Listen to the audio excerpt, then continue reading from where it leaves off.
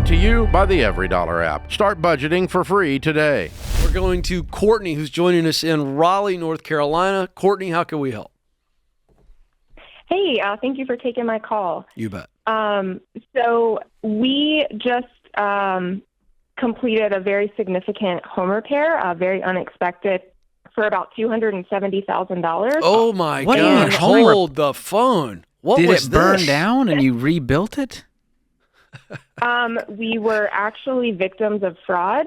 Oh, no. There was significant water damage, termite damage, a lot of issues that were hidden. Oh, so they And, sold you a house that was just a disaster and you didn't know it. Is that what I'm hearing? Yes. Oh, my gosh. But $270,000, did you just gut this thing down to the studs and start over? Basically, yes. Oh, bless your heart. Oh, my gosh. Yeah, And you have no exactly. recourse here. We actually do. We are pursuing that path, but we are of the mindset that we are in control of our destiny, and so Aye, I like that. we want to, consider any levers that we can pull to accelerate getting out of this mess.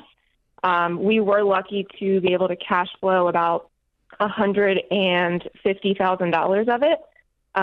But we had to take out some loans, a 401k loan and a home equity loan, to just get through it. Mm.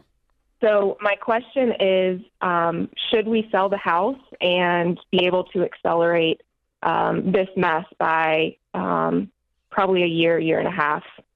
So what is your total consumer debt? Put the home equity loan aside, the 401k loan aside. What do you have any other consumer debt? We do. So we did stupid and went to buy 2 cars before all of this, before knowing anything about the house. So we have a student loan for $9,000 and then 2 cars for $45,000. So a total of about $54,000 in consumer debt, in addition to the 401k loan and the home equity. Okay. And what is remaining on the 401k loan, the home equity loan? $12,000 on the 401k loan and $97,000 on the HELOC. Is that on top of your mortgage? Yes. Oh, dear Lord. Okay. What's left on the mortgage? $350,000. And what's your household income? It's about $200,000. Okay, good. We've got a good shovel to work with here, but goodness gracious, we've got a pile of debt. So what could this house sell for now that you fixed it up? I imagine you did not ROI in the least bit on this. We did not. We weren't even considering selling it at that time, but we met with our realtor, and he thinks we can get $600,000 for it. Okay. So you sell it for $600,000, you get rid of the 401k loan, the home equity loan, the mortgage. You'd get rid of all of your debt completely and still have a little bit left over to start with, correct? Yeah. Okay. I mean, here's the thing. Selling a home is a last-ditch effort for me, but this feels like one of those situations where I go, you guys aren't going to be able to breathe at night. And I imagine the emotional turmoil you've experienced just rebuilding this place, it's kind of giving you the ick.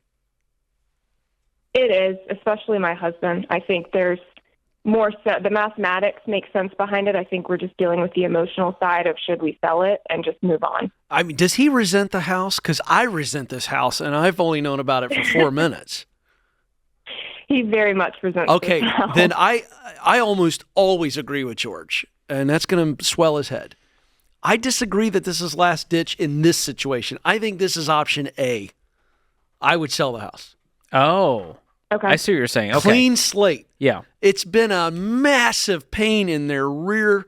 It's just nightmarish, as you say, to try to dig out of this. They can. But why not just get free and clear of it all?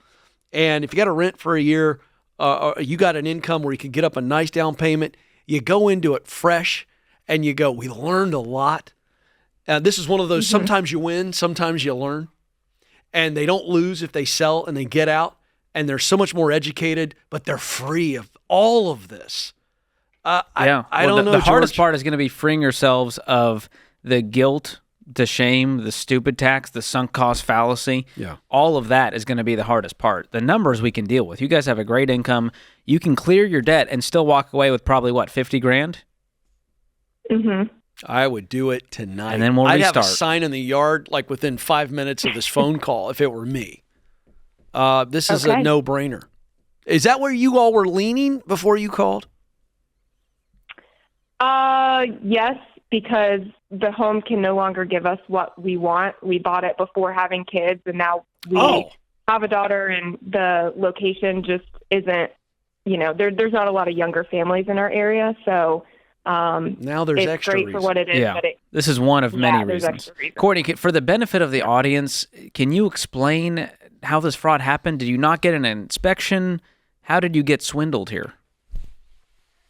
We did have an inspection. It was a result of flippers coming in and flipping the property. They had done some work on it, but we later found out that they did not do honest work on it and really tried to spend as little as possible to just make sure it didn't fall down before the sale. But the there was a inspector lot of caught things that were nothing. not- The inspector was like, this house is in tip-top shape. Go for it. Yes. The inspector needs to be sued at this point. That's insane. Have you gotten back in touch with the inspector and said, here's what we had to do? We have, yes. And there's what did been they a have to few say different about it? avenues that they've pretty much thrown their hands in the air and said that they're not liable. Is it stuff that they couldn't see in the general inspection, meaning behind drywall? Yeah. So you discovered it only Yeah. when you started doing some renovations.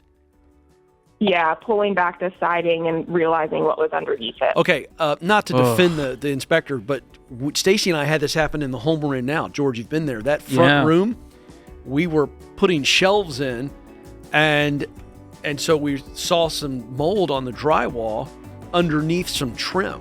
Oh, And so not everything can be seen like that. So again, not trying to defend the inspector, but sometimes that can Ouch. happen. There was a leak where rainwater was getting in a small crevice in an area of brick up against the house. Anyway, the point is Man. that can happen. I'm so sorry, Courtney. But hey, listen, I'm glad that they can get out of it. So thanks for the call.